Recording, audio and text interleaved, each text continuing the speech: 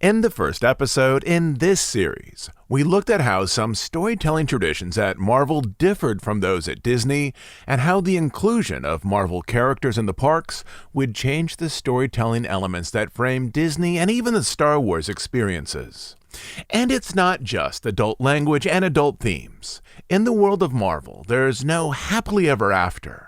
As we explored last time, the Marvel formula is the exact opposite of the happily ever after proposition. For heroes in the Marvel Universe to perform good deeds, they often invite trouble into their personal lives, trouble that often leads to family and friends absorbing harm. In this, the Marvel stories continually explore the possibility that moral actions and the prospect of just being yourself often leads to personal danger. Or to put it simply, when the Little Mermaid becomes herself, her troubles are lifted and she finds happiness. But when Spider-Man is himself, crime lords tend to target him and harm his family, such as MJ and Aunt May. In this, the narrative equation in the Marvel Universe is different than the one that has existed in the Disney parks for years. But there are other ways that long-time traditions in Marvel are changing up the underlying aesthetics at Disney. We'll continue to explore these ideas and also talk about what is and what is not yet working at Avengers Campus, which opened this past weekend. We'll divide these up into a couple of shorter episodes. Both of them will explore this question. If you wanted to make Avengers Campus more closely relate to the unique type of storytelling in the MCU, and maybe even in Marvel Comics, how would you do that, and what would you change from previous ride and place-making strategies presently in Disney parks?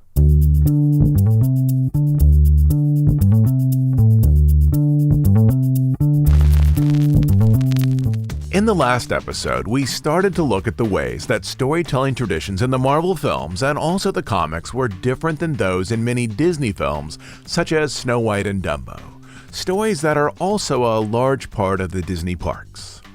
In this episode, I want to take a look at another way that Marvel storytelling is changing the ride experience in Avengers Campus, the idea of interconnectivity. Many Disney films are individual and isolated stories such as Snow White, Lady and the Tramp, and Frozen. And maybe there's a sequel or a related short, but for the most part, the storytelling is encapsulated and linear. By that I mean Frozen tells a complete story and then leads in a direct timeline to Frozen 2, which also tells a complete story. Most of the Star Wars films are also a linear saga, so maybe New Hope doesn't tell a complete story, with Darth Vader conveniently spinning out of the Death Star's range just before it explodes. But New Hope, Empire, and Return do tell a complete linear story, presented more as a 6-hour saga than a series of isolated 2-hour films. But this idea of isolated linear development isn't part of Marvel's history.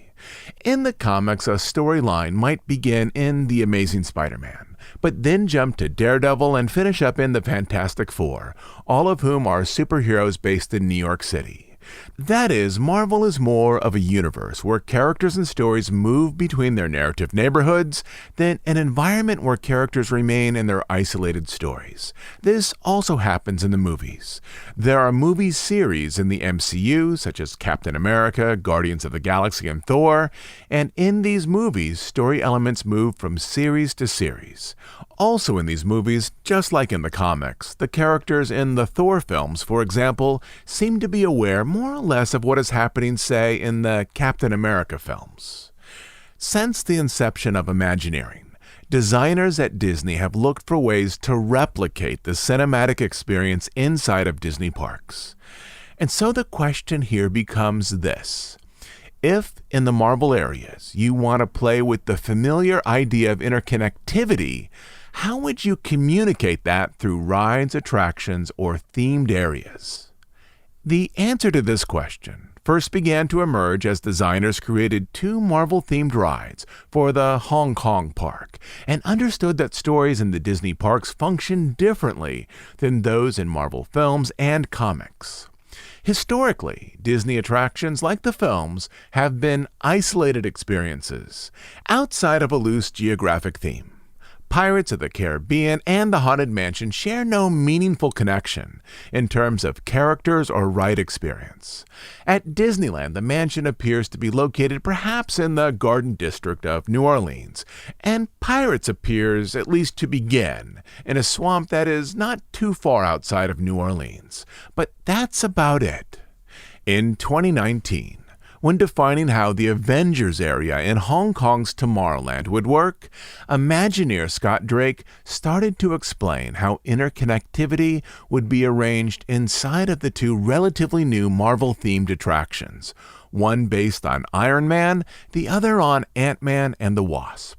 Quote, "Whether it's been in the comics or the films, the interconnectedness of them makes them feel like it's part of something bigger," Drake said. "That's what we want to do. It may be one attraction that you're on, for example, the Ant-Man and Wasp Nano Battle attraction we just opened, but when you're in that attraction, there are Easter eggs and different nods to the Iron Man experience next door and the other things around the world. And also, when that S.H.I.E.L.D. facility gets in trouble, they try to call Iron Man because he's next door, but he's caught up in his old Hydra attack. But that's some of the fun interconnectivity that we've never been able to do before.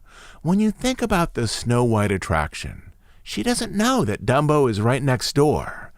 We're now playing in a new territory." This concept is one that Imagineers are beginning to play with in Avengers Campus as well. But to see how this all works, we'll need to start exploring the land, and to do this, let's pull in some background sounds that I picked up over the weekend so that together we can feel at least a little like we're there.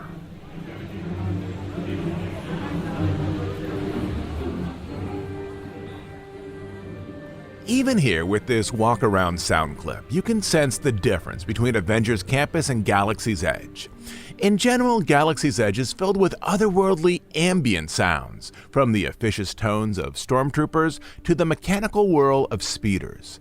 That is, Galaxy's Edge, using soundscape design with recorded atmospheric elements, is designed to make guests feel as though they are on Batuu.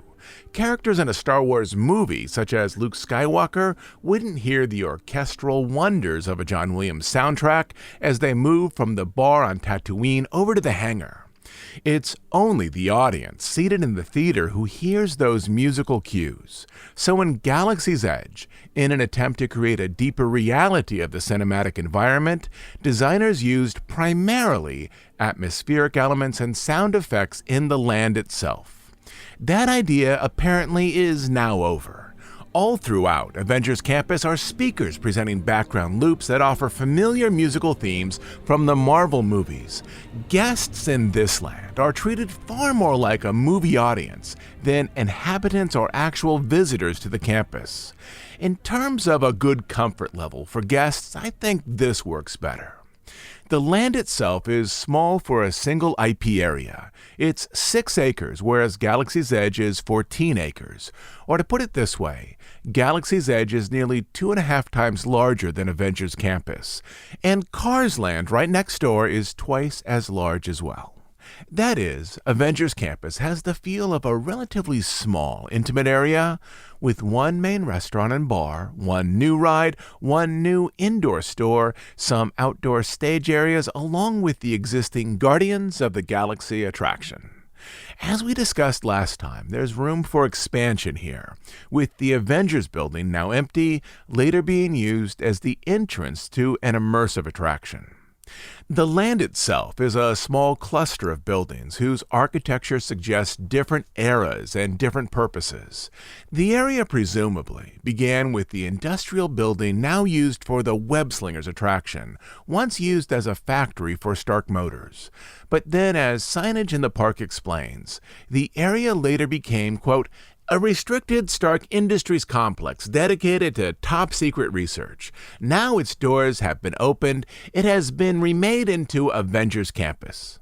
And in that, you'll see a partial explanation as to why some buildings here belong to the 1930s, while others appear as tech-savvy architectural creations of recent years.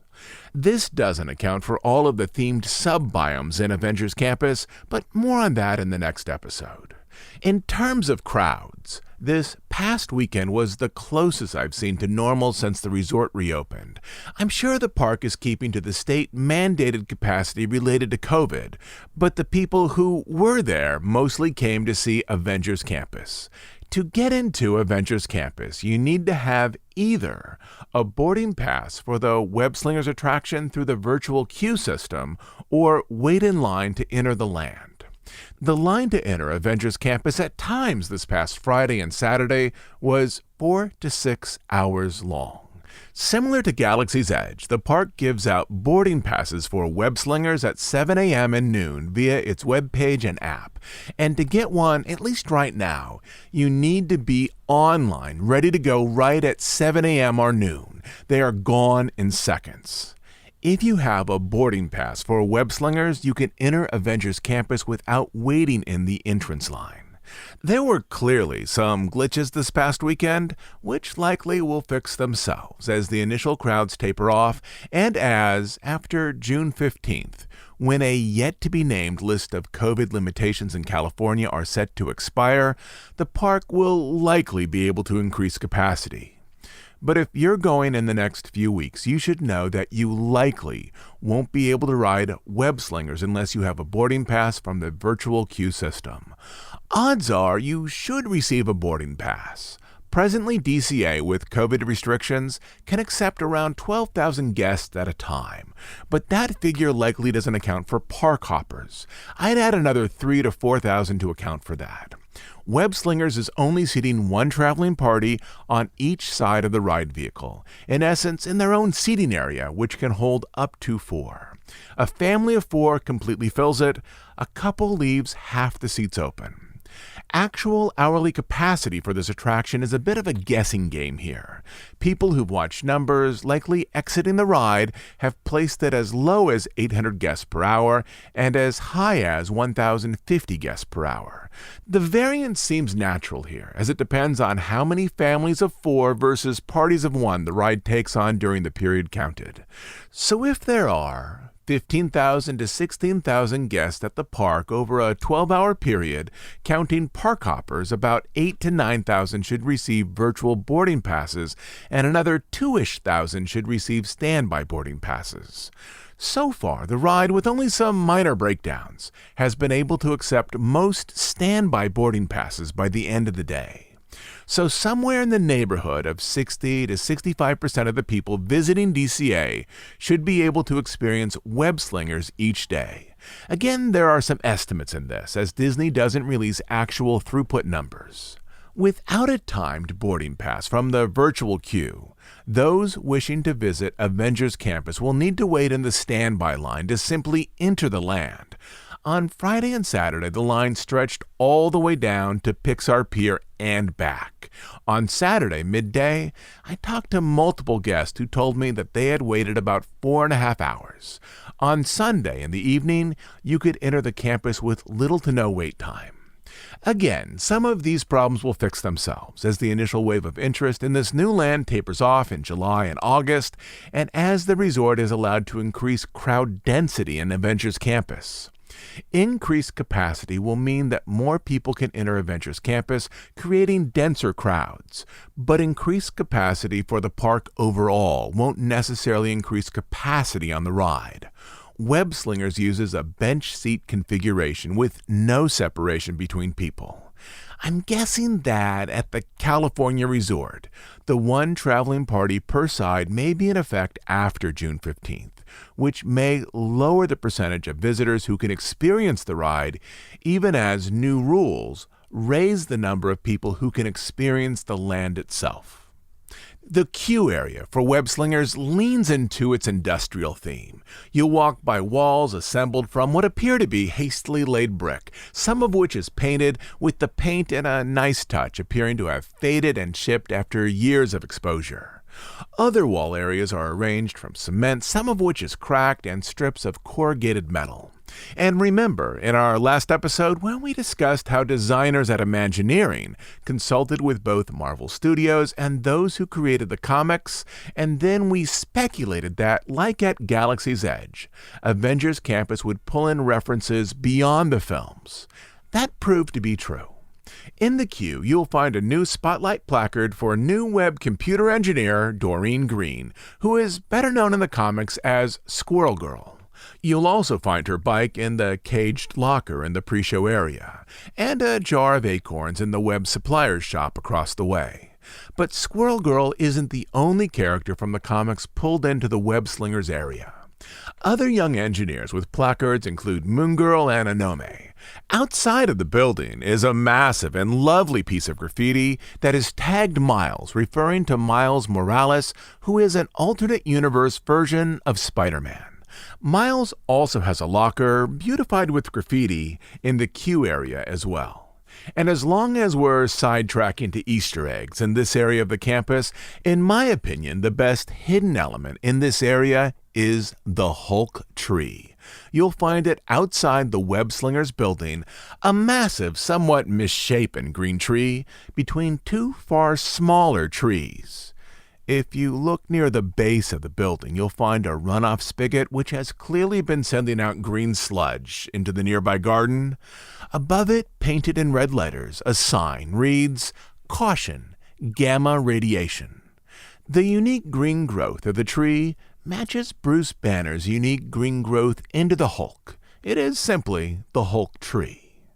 The pre-show area for Web Slingers presents a video screened on glass with projected shadows behind it to give it dimensionality, of Peter Parker who welcomes everyone to the open house.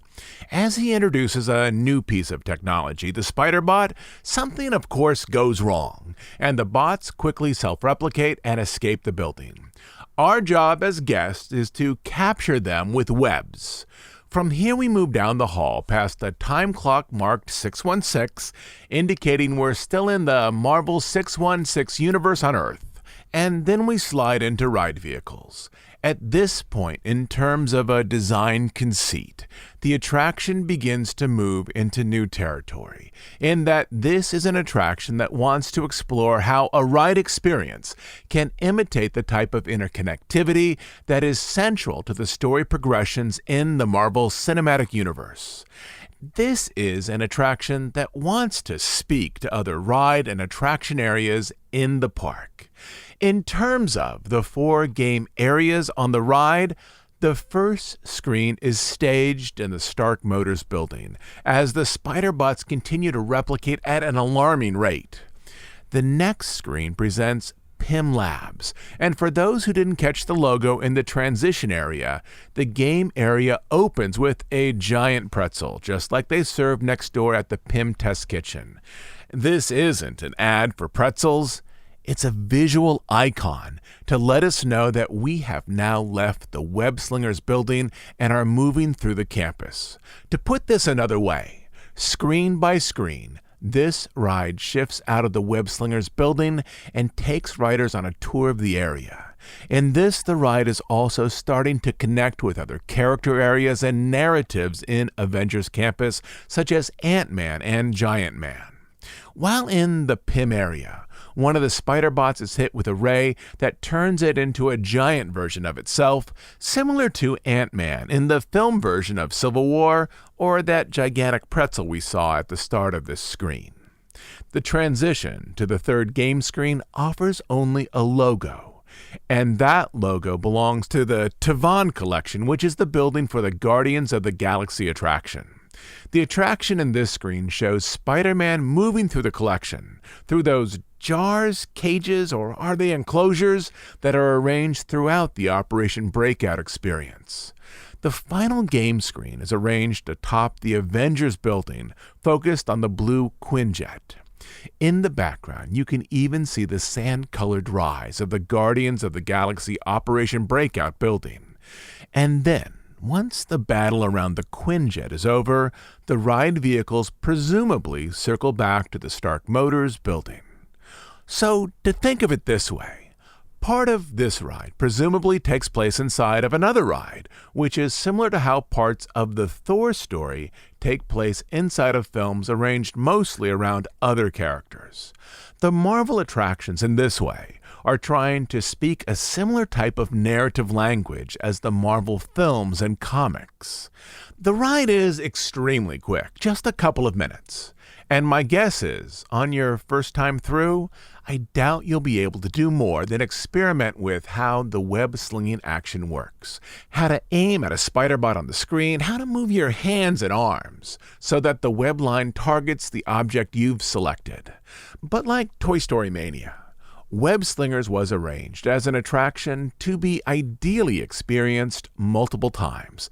That is, a ride that might be best appreciated by pass holders. Only that, at least for right now, annual passes have been put on hiatus. Also, at the moment, because the virtual queue tracks your ride experience, it's impossible to ride Web Slingers more than once per day. But the underlying concept here is still fascinating. How can attractions in a Disney park, which have strong connections to film, align themselves with new narrative elements as they emerge in cinematic space? For me, the stories in the Marvel Universe are engaging because they investigate larger themes: the cost of war, the value of personal freedoms versus national security, and the role of morality in a world driven by concepts of utilitarianism and corporate profit. But the dramatic structure of most Marvel stories is framed around a battle between heroes and villains. WandaVision at its core was an exploration of the nature of grief, specifically how Wanda manages the loss of Vision. In many ways, it's a grief narrative that just happens to follow the life of a superhero. But even WandaVision, a character-centered story, ended with a high-flying battle between Wanda and her nemesis, Agatha. But there's very little that gestures presently toward those types of dramatic moments inside of Avengers Campus. There's the Taskmaster, a villain in the Black Widow stunt show. We'll talk about that more in our next episode. But at the moment, that may really be it. In the stories of Spider-Man, the villains are as nearly well known as Spidey himself. Among the famous rogues in the Rogues Gallery are Doc Ock, Sandman, Green Goblin, Kingpin, and so on. But the ride isn't arranged around a web battle between Spidey and one of those villains. It's a quest to retrieve spider bots that have escaped the lab. And I think some of this is understandable. As the area was designed, it included a Phase 2 attraction that would be focused largely as a multi-hero battle in Wakanda. And so if what was then conceived as the centerpiece attraction was an adventure with superhero violence targeted at the preteen and up crowd, the supporting attraction, Web Slingers, was arranged as an extremely family-friendly experience in which screen violence is largely removed from the attraction. The lack of dramatic conflict, so central to the Marvel Universe, feels like an absence that will likely be fixed once the Phase 2 attraction, however it pans out, is brought into the park. In terms of the attraction overall, Web Slingers combines elements of a video game with a dark ride, which is now a Disney genre. There's Buzz Lightyear, Toy Story Mania, and Smuggler's Run. The gameplay in Web Slingers, moving your arms to shoot webs, is far more intuitive and enjoyable than the gameplay in Smuggler's Run. So when the crowds go down, there should be a lot of repeatability in this attraction. In terms of environmental theming, the Millennium Falcon over at Smuggler's Run has all the other interactive attractions beat by a lot. But as a movement-based game, Web Slingers is easy to understand and enjoy, and for a ride directed at the whole family, that's a big plus.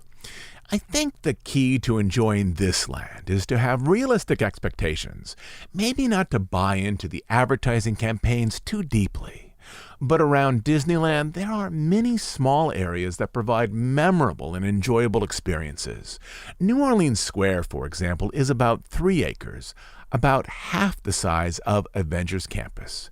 Never once have I left New Orleans Square and thought, man, you know what this place needs? It needs to be 5 times as big. Likewise, the new ride Web Slingers isn't a centerpiece e-ticket attraction, but it is an enjoyable family dark ride with game elements. In a similar fashion, there's many C and D ticket attractions at the resort that I adore. At the top of my list is Mr. Toad. But that also doesn't mean that the land doesn't need an e-ticket to anchor the area, especially as the land is the largest park presentation of the most profitable film center currently in Disney's output. But the real strengths of this land, I think, are elsewhere, and we'll get into those in our next episode, another area where designers are trying to replicate a unique narrative element central to the Marvel films. I'll be back in a few days with a new episode to conclude our discussion on Avengers Campus. But if you enjoy this podcast, please support us by becoming a monthly Bandcamp subscriber. We're an ad-free, listener-supported show. We simply wouldn't exist without the generosity of our subscribers. The best reason to join is to support the research and work we do here. But on Bandcamp, you'll also find exclusive episodes that have never appeared on iTunes or elsewhere on the web. You can join at dhipodcast.bandcamp.com. I'll also leave a link down in the show notes. Until next time, this is Todd James Pierce.